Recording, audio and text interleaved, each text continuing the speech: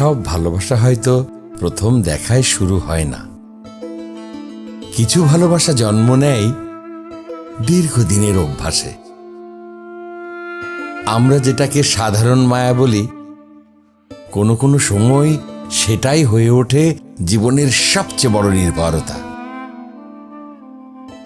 সেই মানুষটার সাথে প্রতিদিন কথা বলা, তার ভালো মন্দ খবর রাখা, এগুলো যে কখন জীবনের নিঃশ্বাসের মতো জরুরি হয়ে পড়ে আমরা টেরও পাই না।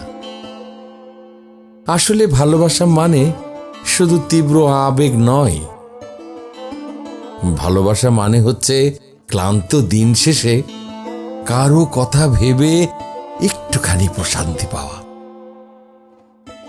আগলে রাখুন সেই মানুষটাকে যে আপনার অভ্যাসে মিশে আছে, কারণ মানুষটি হারিয়ে গেলেও এই পবিত্র অভ্যাসগুলো সারা জীবন থেকে যায়।